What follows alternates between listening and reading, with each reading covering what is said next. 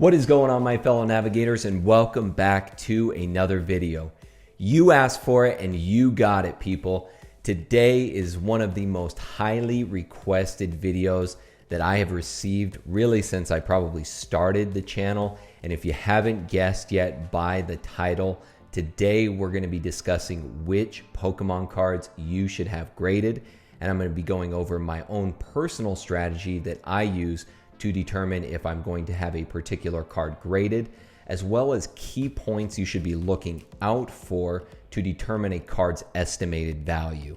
But before we begin, guys, you know what to do. Go ahead and give me that double slap attack, one for that like button, one for that subscribe button. And if you want to be notified each and every time one of these investment videos drops, go ahead and thunder punch that notification bell so that you don't miss a single video. So the main reason that most people have their Pokemon cards graded is to increase the particular card's overall value, both in the present moment as well as that card's future value.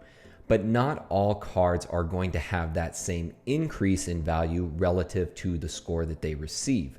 And that's really where I want to focus our discussion today so that you all can make sound decisions as to whether a card should be graded in the first place, regardless of the score that it receives. So the first thing that I want to do, considering that we do have a lot of brand new investors and collectors who are part of the community, is give a quick breakdown of the characteristics of a graded card and what determines its overall score. As you might know, there are three big grading services out there that authenticate Pokemon cards, and that is PSA, or Professional Sports Authenticator, CGC, which is Certified Guarantee Company, and Beckett Grading Services. Now, no matter what you decide to go with, no matter which company you decide to have your cards graded with, each company analyzes a card based upon 4 key categories to determine an overall score. So I thought the best thing to go ahead and do is run through those 4 key categories and have a card on hand that I can show you so that we can look at it in real time and determine, what a particular card might come back at based upon those 4 key categories. So let's go ahead and just jump into these 4 categories here, guys. And I have here in front of me a Shining Gyarados from the Neo era, one of my favorite cards of all time. So the first big category that a company like PSA, we'll take PSA for instance, we'll just go ahead and use them as our example for the remainder of the video when we're referring to cards. For this particular card, when we're looking at centering, that'll be our first category that we'll look at, is the centering. And what we're referring to there is, as you can see, each Pokemon card has this yellow border all around the 4 corners of the card. And the card, or the portion of the card on the inside, sometimes that will be shifted. So you'll see more spacing on maybe the top or the bottom, or on the left or the right. But as you can see with this card, it is very congruent among all 4 corners. So you can see there's about the same amount of spacing on the right as there is to the left, and as much spacing on the top as there is on the bottom. So that's what they're referring to when they're talking about centering and giving a card a particular grade on that category. For this particular card, I would say that it is at a bare minimum a 9, but I would actually think that this card would come back a PSA 10 for its centering. Now, the next category that they're going to look at is the corners. So as you can see here, these corners all have a nice rounded edge to them. So we're not talking about the actual quality, I guess you could say, or the surface of those corners. We're actually talking about the actual cut of that corner. Some cards you'll see will come out to, maybe on one corner it comes out to a perfect right angle, but really for most cards, if they are quality, you're going to be looking at them having rounded corners. And as you can see there, they all have a nice rounded corner on them. And I'll just go ahead and flip this to the back. And I didn't talk about it before with the centering, but you're going to want to look for the same thing on the back for centering, making sure that that border is congruent among all four sides. And the same thing on the back with the corners. They are nice rounded corners on all four sides. So I would think that for the corners for this card, they would also receive a PSA 10, but it very well, you know, there's a possibility it could come back a PSA 9. Now, the next category is going to be the edges, and this is usually where most cards are going to be knocked down. And the edges, I'll just bring this as close as I can so that you guys can see it. We're looking for any type of whitening on that card. So, you know, as I've talked about before in a previous video, the insides of these cards are white, the front and the back, and then in the very middle, they've got a kind of a black surface on them. So if a card is ever damaged slightly or worn, they will show up with these whites on the edges. But as you can see here, there's not a whole lot on the front. There is a slight amount on the back. Especially down on that bottom left-hand corner. You can see that there. It does have a little bit of whitening. But overall, I mean, if there are just a few maybe little nicks on there, you might be able to get away with having that card. It might get away with a PSA 10. I would say that this particular card, you know, I always like to, you know, play it safe when it comes to my opinion on cards, and I would actually give this particular card a PSA 9 when it comes to the edges. And then the last category that they're going to be looking at is the surface. And the surface is just as it, you know, as the name entails, you're looking at the actual surface of the card to see if there are any imperfections there. So I always like to shine it in the light. As many of you might know, many Pokemon cards will come with or are prone to print lines. So during the printing process, there were these lines that would happen, especially on holo cards. And I think you can kind of see right there. I'll try to shine the light right on it. You can see that there are a couple little print lines right there that kind of bleed into the holo. Other than that, you're going to be looking for any kind of smudges on the cards. I don't see any type of smudging, any kind of debris on the front of the card. We'll go ahead and flip it around to the back, and nothing really there as well. But I do think with the print lines itself, that would probably go ahead and mark down this particular card and probably give it about a PSA 9 on the surface itself. So now that you're familiar with the characteristics that you're going to be looking at no matter what card you have, let's go ahead and discuss exactly what cards you should actually consider having graded. So when I first entered the hobby back in 2016, I was asking this same question. Now, I was already familiar with some of the obvious cards that I knew were gradable just based upon their notoriety, i.e. base set starters, Charizard, Venusaur, Blastoise. But there is this gray area among many Pokemon cards where investors and collectors aren't really sure if the cost of buying the card as well as the cost of having that card graded will actually produce a profit when the card is actually sold and sold at its market value. And that's the spot that I found myself in as well. And luckily I had a friend at the time who wasn't so much into Pokemon, but he was a big graded sports card collector. And he taught me a great strategy of putting cards into 4 separate hierarchies that would help me determine if a particular card was gradable. So let's go ahead and jump right into these 4 hierarchies, guys. We're gonna go ahead and call this PokéNav's hierarchy of needs, and we're gonna start from the bottom. So we're gonna start with the 4th hierarchy, this one being the lowest. Now with this hierarchy, The only time that you should be having cards graded in this category is if they're almost guaranteed to come back a PSA 10. And the reason being is that the profit margin on these particular cards are going to be very small, and a lot of the time you might just break even on these particular cards.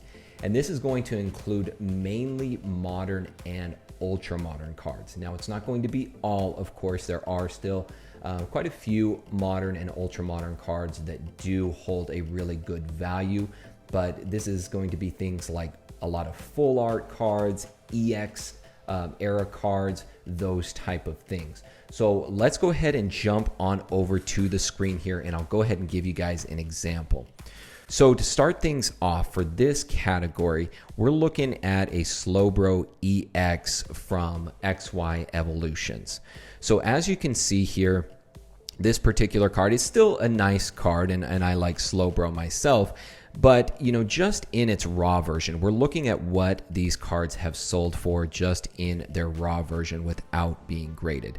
So as you can see here, you know, $279 looks like it was sold at a best offer, you know, kind of going on down here, $359. So this card has been selling in its raw form. Here's one for $5. So anywhere from about $3 to about $6.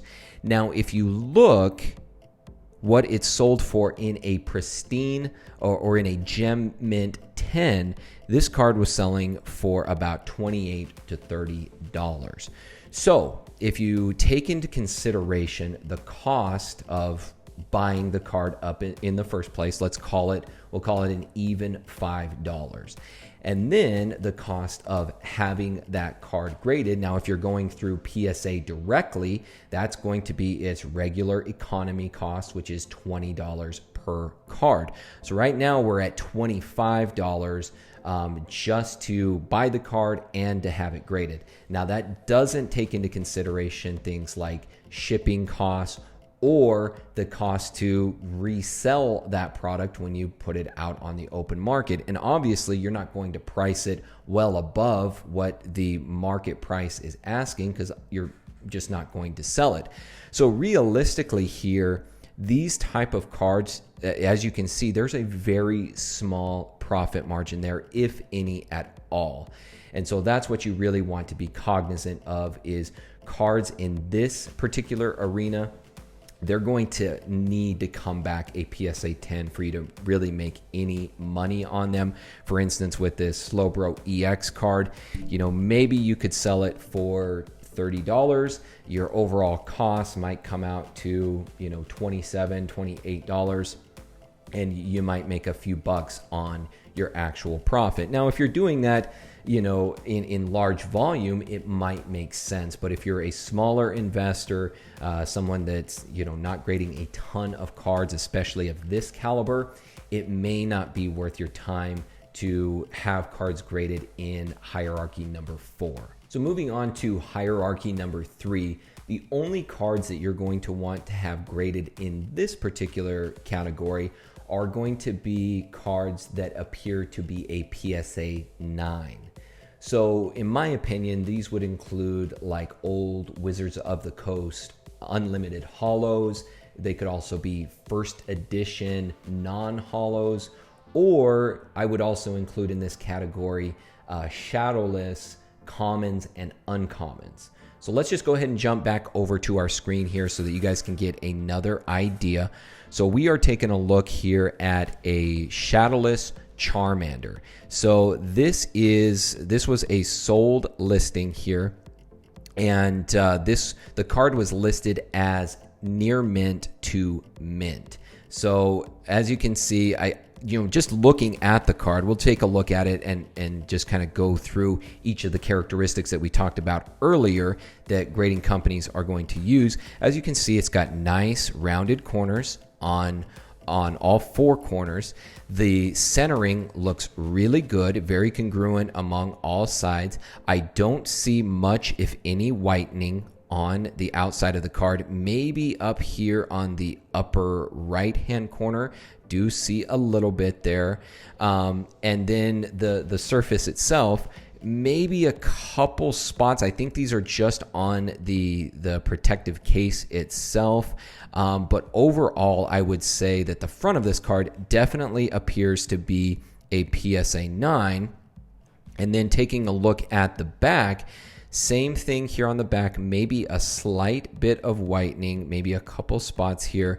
But I definitely think that this particular card has the potential of coming back in a PSA 9. So that's what you would be looking for here. This is an example of a card that you would be looking at that would fit this third hierarchy. Now, with that being said, let's go ahead and take a look at what a PSA 9 Shadowless Charmander is going for. So the most recent sale was, it looks like there was one bid there, and it looks like it sold for $80. So if we jump back here, if you're purchasing this Shadowless Charmander for $18, $20, you know, you tack on, even let's say that you go with our friends over at Graded Gem, and let's say you just get one card graded, so you're looking at $13.99, plus you tack on the $20 there. So now you're looking at about $33, $34. Maybe you tack on a few dollars for shipping as well. So maybe now we're at about between $35 and $40 for this particular card.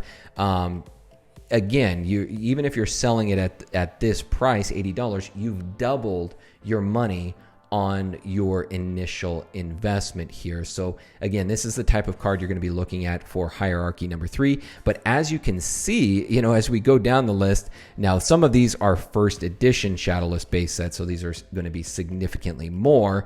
But again, I would go ahead and include first edition Shadowless commons and uncommons within here as well. But I might even consider those within hierarchy number 2 as well, which we will get to here in a moment. But as you can see here, this one's selling for $175.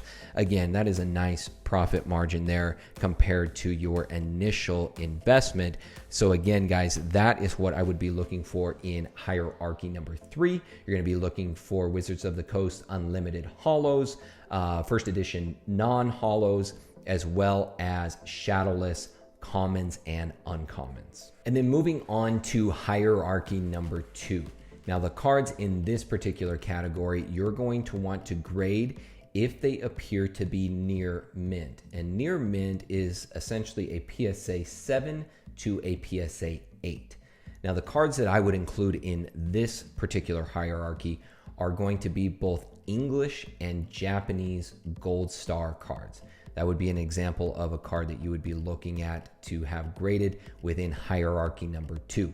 So let's jump back over to the screen and we'll take a look at some of these gold star cards. So as you can see here, these, I've got it filtered by what would appear to be near mint cards. Now, obviously, you're going to have to pay your due diligence. You're going to have to look at the card and become familiarized with what you think it might come back as. So I would say always kind of downplay the card. If you think, oh man, I think that's a PSA 8, play the safer side and consider it a PSA 7. So, you know, taking a look at it here, let's just take a look at this Vaporeon Gold Star from Power Keepers. Oh, let me bounce back here. It looks like this would be a better image here. So this card was actually, this was sold for $175. So the person obviously thought that this was in that category of near mint. So with that being said, let's go ahead and take a look at what a PSA 7 Gold Star Vaporeon is being sold for. So as you can see here, the most recent sale was for $234.50. Now we don't know if this is the exact price. Normally I like to use flipper tools to know what the exact sale price was, but it has been down recently. But we can get an estimate of what this was actually sold for. So $234, $264, looks like, well, this was a PSA 4. So PSA 7 here at the top. This is really the bottom of the near mint category. So, you know, if you're picking it up again for $175, you tack on either another $20 if you go through PSA directly, or $13.99 if you're going through our friends at graded gem, then you're looking towards about $190 there. And then if you're turning around and selling it for maybe around the average of what you see here, we'll call it $250, that's about a $60 profit on a near mint card. So the point that I'm trying to drive home here, guys, is that just because a card is in pristine condition, taking those from hierarchy number 4, just because they're in pristine condition doesn't mean that they necessarily should be graded. And on the reverse, just because a card isn't in, perfect PSA 10 condition doesn't mean that you shouldn't have those cards graded. So, taking for example here with these gold star cards, the profit margin that you're going to see on a PSA 7 or PSA 8 gold star versus a PSA 10 of, let's say, an EX card is going to be significantly higher. And you just kind of see that as you go up the hierarchy here. You're going to see that basically the more rare the card, maybe the more exclusive the card, all of these different things, the popularity of it, what it's selling for on the open market is going to determine whether that particular card should be graded. And you can go ahead and plug them in to each of these hierarchies to ultimately determine if you should have that card graded or not. And then the last hierarchy here, hierarchy number 1. These are cards that you should have graded regardless of what condition they are in. Now, if the card is ripped in half, obviously that's going too far. But even if a card is well worn, slightly, bent, slightly mutilated, these are particular cards that you should still have graded. And these particular cards have a very established price point. And the importance of having them graded lies mainly in their authentication rather than the grade that they're receiving. So examples of a hierarchy 1 type of card would be first edition base set Charizard. Obviously the price point has been set for that particular card, really all the way from a PSA 10 down to a PSA 1. And yes, there are people out there, there are collectors who do like to collect PSA 1s. Other examples would be trophy cards. Trophy cards are extremely rare, they're extremely exclusive, and as I said before, it's more or less just having these cards authenticated, essentially knowing that they are a real Pokemon card and not a fake, which I've also talked about in previous videos.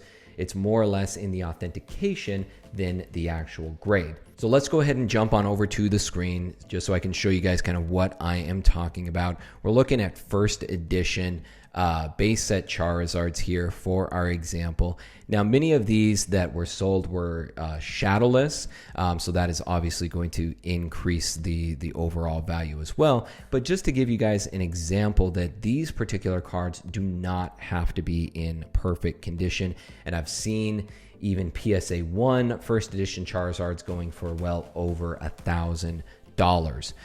Just not recently here on eBay, but as you can see, this one, which was ungraded, sold for $2,000. That one is shadowless.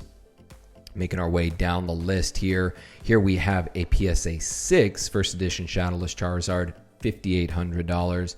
Here we have a PSA 4, $3,350. You guys get where I'm going with this.